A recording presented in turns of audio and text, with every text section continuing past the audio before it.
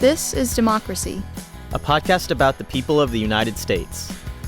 A podcast about citizenship. About engaging with politics and the world around you. A podcast about educating yourself on today's important issues. And how to have a voice in what happens next. Welcome to our new episode of This is Democracy. This week, we're going to discuss the Vietnam War and its legacies, its continuing legacies in American society, in global policy, and particularly in light of a recent set of conflicts that produced similarly controversial outcomes for American society and global policy, the conflicts in Afghanistan and Iraq. We are very fortunate to be joined by a friend, colleague, distinguished author, and distinguished scholar, Mark Lawrence. Mark is the director of the LBJ Presidential Library and Museum here in Austin, Texas, which is the best presidential library, and I say that without any bias at all.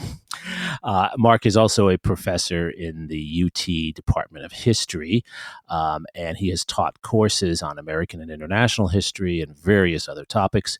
He's written 3 fantastic books. His first book, Assuming the Burden, Europe and the American Commitment to War in Vietnam.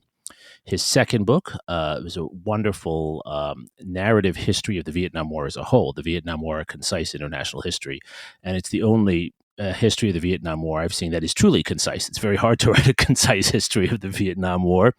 And Mark's most recent book, the book that has just come out that we're going to talk about today, is on the Vietnam War and its legacies. It's called The End of Ambition, the United States and the Third World in the Vietnam Era. Mark, congratulations on your book, and thanks for joining us. Thanks so much, Jeremy. It's wonderful to be here. Before we turn to our discussion with Mark, of course, we have Zachary's scene-setting poem. What is your poem titled today, Zachary? It is hard to build utopias. Let's hear it. It is hard to build utopias when you burn their children in the jungle. It is hard to build utopias when you burn their children in the jungle and your carpet bombings make whole nations synonymous with tragedy. It is hard to build utopias when you burn their children in the jungle and your carpet bombings make whole nations synonymous with tragedy and you shoot your own children smack dab in the middle of their righteousness. It is hard to build utopias when they are already covered in your own rusty tanks and pierced by your own bullets, when they have already realized they don't need to be saved by you, when your own children are blowing up buildings just so you'd turn around and care a little. It is hard to build utopia, let alone democracy, let alone peace. Very moving, Zachary. What is your poem about?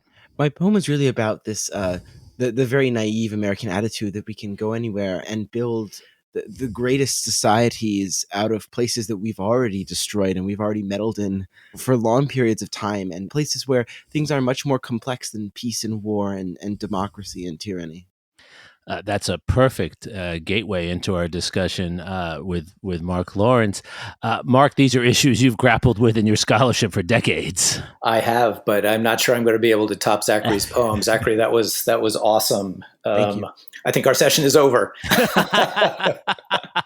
It's always downhill after Zachary's poem.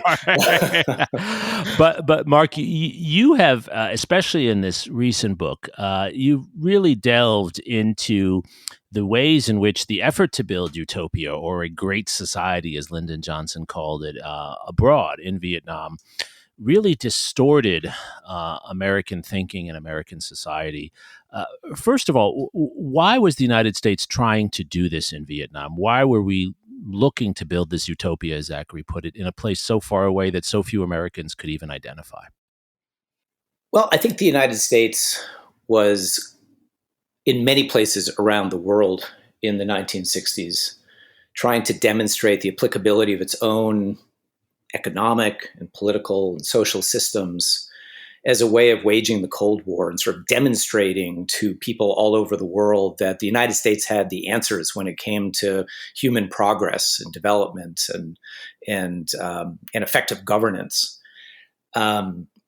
this was a period of intense competition, as you well know, Jeremy, between the East and West for the loyalty and sympathy of societies all around the world. So it really mattered, I think, to Americans that they had the keys to unlocking development and democratization and progress in a broad way. Vietnam was just one of many places where Americans tried to achieve those objectives. And why were our failures there? And of course, you and others have written it in depth on the sources of our shortcomings in these activities. But why was it so disruptive? Why did it have such a deep effect at home, as Zachary refers to in his poem, and also as your new book really narrates in such depth and in such compelling detail? Why did it have such an effect on American foreign policy in so many other areas? Well, I think that the American experience in Vietnam helped to tear down this set of ambitions that ran so high in the early 1960s. Americans in the late 50s, perhaps in early 60s, by and large believed that they had the ability, because of their vast know-how, their technological capabilities, their resources, the world's most productive economy, believed that they could bring real change to many countries around the world, and frankly, to their own society as well. I think there's a lot of continuity that has sometimes eluded historians between the domestic arena, in which JFK and LBJ and other liberals were so determined to bring reform to all facets of American life, on the one hand, and the way that they approached the international scene as well, both in the international and domestic realms. Liberals believed that by marshaling the resources of the United States, the vast expertise that the United States had at its disposal, they could achieve great things. And I think what happens across the 1960s, and this is really what I try to get at in the book, is that Americans lose that sense of ambition. And the Vietnam War is a crucial reason, only one of the reasons, but a crucial reason why Americans lose that sense of ambition, and American foreign policy undergoes a transformation to something quite different by the late 1960s. But there are a lot of people who, especially nowadays, who would argue that American intervention abroad was, if not purely self-interested, was motivated mainly by self-interest. Is that accurate? Well, I think one of the things that makes American foreign policy so difficult to understand sometimes is the ways in which self-interest and altruism blend in the way Americans think about the world. You know, the old adage was, what's good for General Motors is good for the world. And I think that there's something really important in that kind of comment, right? So many American policymakers believed that the United States was on the side of righteousness and had the keys to assuring progress and uplift for the whole world. But they had no doubt at the same time that the same policies would also serve the United States. So I think this distinction between self-interest and the larger global interest is clearer in retrospect than it was in the minds of the people who tended to make policy in the United States. And that was certainly true, I would say, during the 1960s. And Mark, I think your book is really brilliant on that point, because it shows, especially in your country-specific chapters, and I hope all of our listeners will go out and buy and read the book. Mark has chapters on Brazil, India, Iran, Indonesia, and Southern Africa. In each of these chapters, there's kind of a similar narrative arc, it seems to me, where the United States is initially pursuing self-interested goals, but also goals that emerge to some sense of democratic hope, some sense of positive change. And then in almost every one of these chapters, Mark, to my reading, the effects of the Vietnam War to push the United States toward more support for authoritarianism and often more militaristic behavior, or support of militaristic behavior on the ground. Is that a fair reading? And if so, why does that happen? I think that is a fair reading. I tried to pick case studies, and you've listed them, Jeremy. Thank you. That would illustrate a range of patterns in American behavior across the 1960s. Two of them, Brazil and Indonesia, are very similar in demonstrating the ways in which Americans supported right-wing coups that basically eliminated very uncertain political situations in very important countries in favor of regimes, military regimes, that would clearly serve American interests much more directly and be reliable partners of the United States. But in Iran, I think you see a similar pattern. There isn't a change in regime, but the United States becomes much more supportive, much less critical of the Shah, a deeply authoritarian figure over that time. And then I also threw in a couple of case studies that illustrate how the United States behaved in places where there was no reliable authoritarian alternative. So I look at India, where Americans had great hopes for a new kind of partnership with a regime that was hardly a candidate for a close alliance with the United States in the early 1960s. And I try to show how the United States sort of soured on that whole idea of building connections to India, and basically by the end of the decade was very much at arm's length with the Indian government, and largely given up on its ambitions there. And in Southern Africa, I try to show how in the early 1960s, Americans believed that they could find ways to support racial justice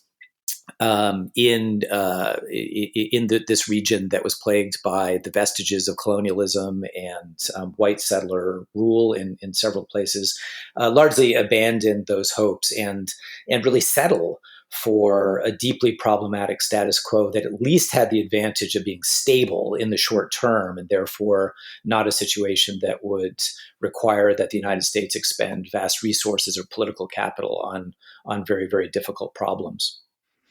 And Mark, why this arc? Why in each case does it seem not only that the United States is less ambitious, as you put it so well in your title, but also that the United States becomes, I don't know if this is fair, but it seems to me more cynical in its policies.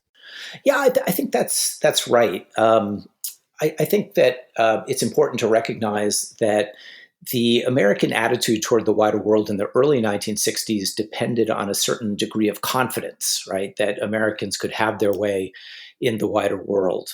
It depended as well on the idea that the United States had the resources to pump into these areas to achieve the results that it wanted. And it relied as well, I think, on the idea that it was okay to take some risks, right? It might not ultimately pan out in every place, but it was worth the effort. And I think what you see across the 1960s, particularly as the Vietnam War heats up and really consumes debate in the United States, is that Americans question all of those ways of thinking that were clear, that were easy to see at the beginning of the decade. Resources are pumped into Southeast Asia in a way that makes them much less likely to want to expend resources elsewhere.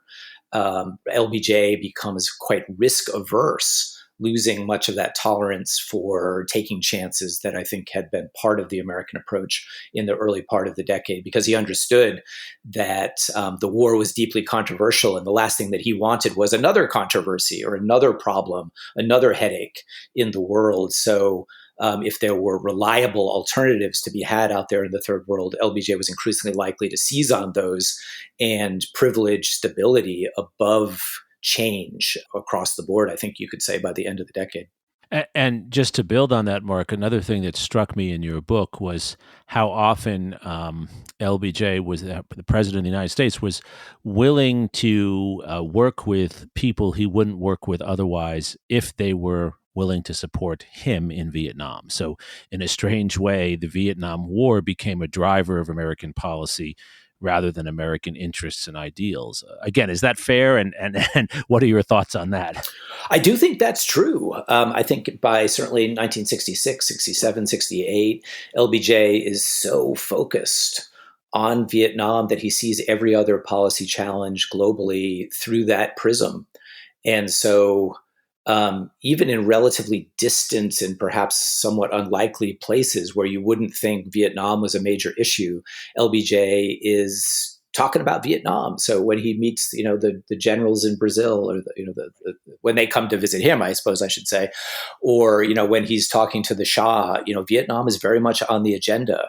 And he's looking for support. He's looking for indications that these regimes will support him, even if it's in a relatively symbolic way. That mattered a lot to LBJ as time passed.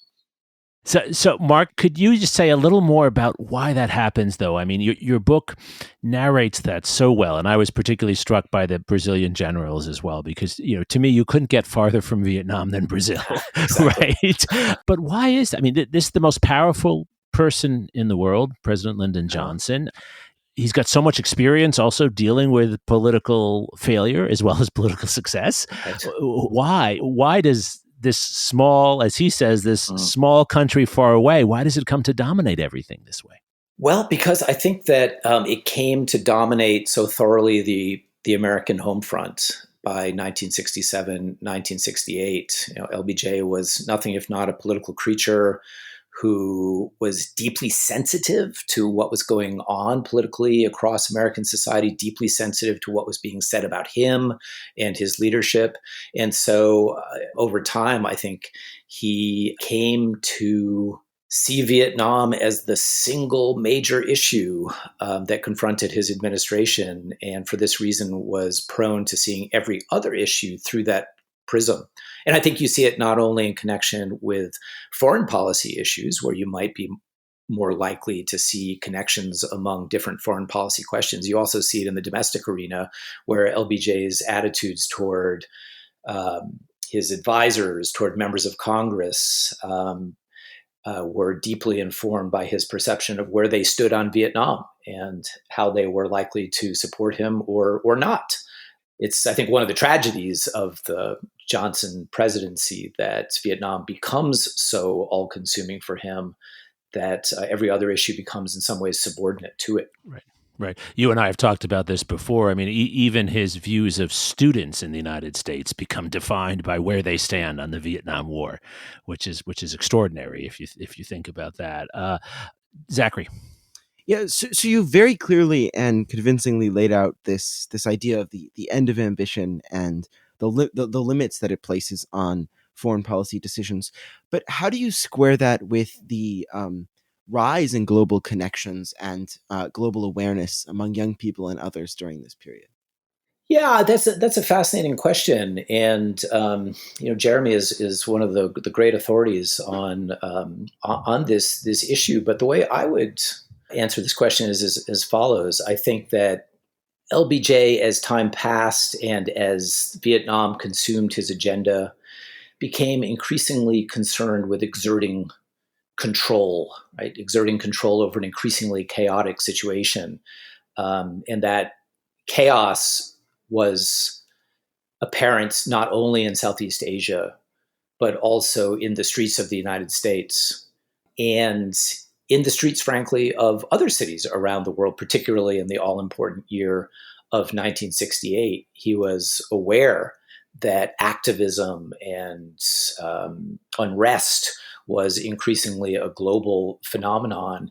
And I think for this reason was drawn to the idea that where stability seemed to be possible, where he could find partners who would cooperate with him and clamp down on at least some of this unrest, he was ready to seize those opportunities. So, I bite off a piece of that larger story by looking at American relationships with countries in the third world. But, Jeremi, I think your book, Power and Protest, gets at another dimension of this broad phenomenon, the quest for stability and security and predictability in an increasingly uncertain world where governmental authorities are losing their ability to control, everything that's happening around the world is in some ways a big story of the 1960s.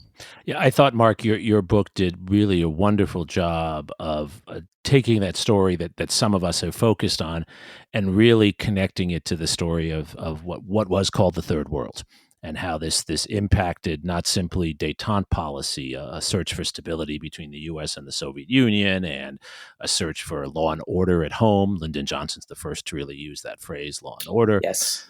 But as you show in this book, as I think no one has before, how this really comes to define, again, American policy in Brazil and Indonesia, which to me was, again, startling. I had seen hints of this, but my gosh, the depth of it, I think we have not appreciated until reading your book. I wonder, Mark, what you think about the legacies. I guess I'm asking you in this question sort of for your extended conclusion. You have an excellent conclusion to the book, but how would you extend it on for where this takes us, not just in the late 60s and early 70s, but in the last decades of the Cold War? I think that the result of the trends that I write about in the book is that the United States by the early 1970s is drawn very strongly to the notion of stability in the third world. As I've said, most of that ambition that was so characteristic of the early 60s has disappeared. I think it really was Richard Nixon and someone Jeremy, better than anyone, Henry Kissinger, who fully articulated the logic that had become clear to the Johnson administration as the 1960s passed. What jumps out at me in connection with the history of the 1970s is how unstable many of those relationships that the United States had formed in the interest of assuring stability turned out to be. So the relationship with the Shah of Iran, very appealing, right, under the chaotic circumstances of the 1960s, gives way to massive instability in the 1970s. The quest for stability in Latin America gives rise to a new period of instability and chaos in some places, at least, as the 1970s advances. And on we could go, looking really around the world. So I think what I would try to emphasize by way of the larger implications of the book is that this search for stability, which made a lot of sense under a very particular set of circumstances, gives rise to precisely the opposite as time passes and tends to confront the United States with a number of really pressing challenges. And, I don't push this too far in the book, but I think it's not too much of a stretch to connect some of this instability to trends that continue to play out in the 21st century. Southern Africa, Southern Asia, right, Southwest Asia at least, remain areas of real contention, and they remain areas of contention for a whole lot of reasons. But I think that the history of the 1960s is not unimportant in understanding why it is that those areas remain sources of concern many years after the period that I write about.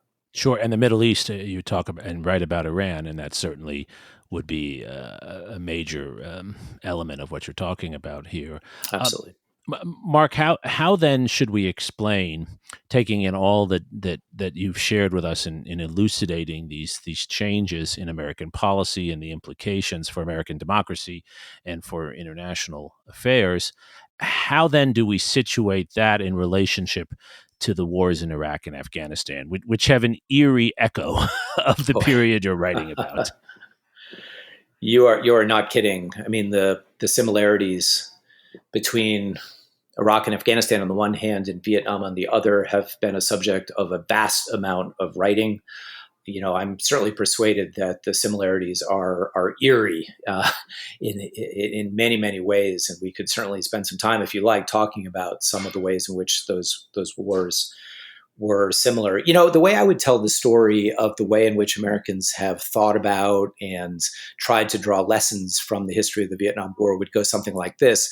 In the 1990s, with the end of the Cold War, Vietnam lost some of its power in American politics and society, but I think it was really the Iraq War, and particularly the difficulties that the United States ran into there between, say, 2004 and 2007 or so, that brought Vietnam very much back to the forefront, at least in connection with debates over foreign policy. And I think around the same time as political polarization really became that much more extreme in the United States, you could also see that Vietnam continued to operate at a very deep level in American society as a kind of a touchstone for deep-seated social and cultural debates over some pretty profound issues that tend to divide Americans over questions like, the Americans' relationship to their government, the reasonable obligations that government can impose on citizens, the duties of citizens to protest and objects to the behavior of their government and so forth. A lot of those questions I think that Vietnam really put on the table remain very much part of American political life and unfortunately tend to divide Americans very deeply to this day. I think that's super helpful, but then it opens up another question, right? If so many American leaders who were making policy and American voters who were voting for those leaders had the experience of Vietnam in mind in one way or another. And here I'm thinking about people like recently passed Secretary of State Colin Powell, former Secretary of Defense Donald Rumsfeld, former Vice President Richard Cheney, Obama himself, who was reading about Vietnam at the start of his presidency. How could they make mistakes of excessive ambition, if that's what happened in Afghanistan and Iraq, if, as you point out, the lesson was so clearly to limit ambition? Well, that lesson, I think one has to acknowledge, cuts against some pretty deep-seated impulses that run through American history and American political culture, even in the post-Vietnam period. I think going a very long way back in American history, you can see a strong impulse to bring uplift and progress and reform to the wider world, to impose the American model on the rest of the world, to assume that the American model is applicable indeed to the rest of the world. So Vietnam, I would argue, and certainly many other Americans would argue, does teach the lesson of humility, of the fact that there are limits on what the United States can achieve in the world. But I think that one of the things that stands out pretty clearly in the history of American foreign relations in the last 50 years since the end of the Vietnam War is that lesson was only partially learned, only really learned by some Americans. And there's a whole other set of lessons that were learned by people with a different set of preferences when it comes to American foreign policy. There is an alternative set of lessons that would emphasize that really the key point about Vietnam is that you must not give up too early on American commitments overseas, that the United States really does have the wherewithal to achieve its objectives in the wider world. It's just that we don't sometimes have the staying power to see it through. I think there have been fascinating debates in connection with Iraq and to some extent in connection with Afghanistan that have really revealed the competing ways in which Americans of different political persuasions draw lessons from the war. Mark, we always like to close with a focus on how history can provide us some optimistic, positive steps forward. And that's an article of faith for our podcast. As you know, it's an article of faith for me. I have to believe this. And your book is so rich in its recounting of this period. What are the lessons that you hope, especially in the context of Afghanistan and Iraq now, what are the lessons you hope that readers take as they think about American foreign policy and American democracy going forward? Well, one of the lessons I think is the predictable one, and the one that we've already spoken about, that there are clear limits on what the United States has historically been able to achieve and presumably can achieve going forward in the world. I think that lesson of Vietnam, as I mentioned just a moment ago, was imperfectly learned, was learned only by some Americans. And yet I think it's a lesson that is constantly, that we constantly need to be reminded of and to consider as the United States confronts inescapably more Vietnam-like, Afghanistan-like, Iraq-like problems in the years to come. But here's the other lesson that I think comes, that's a little more original, I suppose, and comes more directly to my book. And maybe there's something a little bit optimistic here. I think that my book shows the risks, the very pragmatic risks, the very practical risks that flow from pumping too much attention and resources into one part of the world. It shows the destructive impacts that can occur in in connection with American foreign policy globally if Americans lose the ability to prioritize, right? To decide what's really important and how much resources any particular problem is worth as Americans confront it. And the reason why I say I think there's something a little bit optimistic in that observation is that, this is probably a lesson that many Americans, regardless of where they stand on the big questions of the legacy of the Vietnam War, could perhaps agree on, right? We recognize that there are risks in going too far in one place and sort of losing a sense of proportionality, losing an ability to prioritize. So it may be that when the problem is framed in that way, what are America's priorities? Where should it attach greater importance and devote more resources? We could find space for agreements, or at least broad consensus. I think that's wonderful, Mark. Another way I think of thinking about that, and you've really provided such a strong foundation for this, is to recognize that trying to win unwinnable wars is not what we should be doing, that there are many other opportunities for the use of America's vast resources, right? Beautifully said. Exactly, Jeremy. And you phrased it in an even more optimistic way, and I really appreciate that. I had to find some optimism in it, Mark.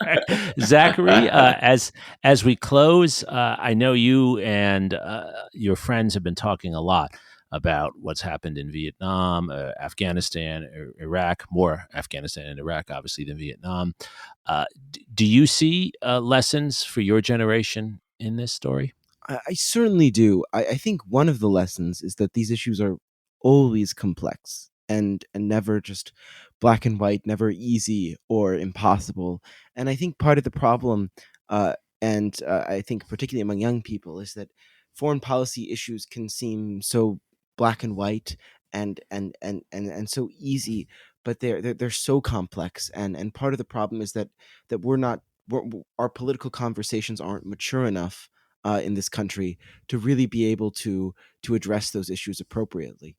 I think there's a lot to that. And there's a lot between cynicism and the utopia you talked about in your poem, right? I think Mark's book shows that there's a lot that can be done in between. And maybe that's what's abandoned because of the obsession with Vietnam. Mark, this has been a really insightful conversation. I encourage everyone to go out and read your book and buy it and give it away as gifts as well. The End of Ambition, the United States and the Third World in the Vietnam Era. Mark, thank you so much for joining us. Thank you so much, Jeremy, and thank you, Zachary. Zachary, thank you for your poem. And thank you most of all to our listeners for joining us for this episode of This is Democracy.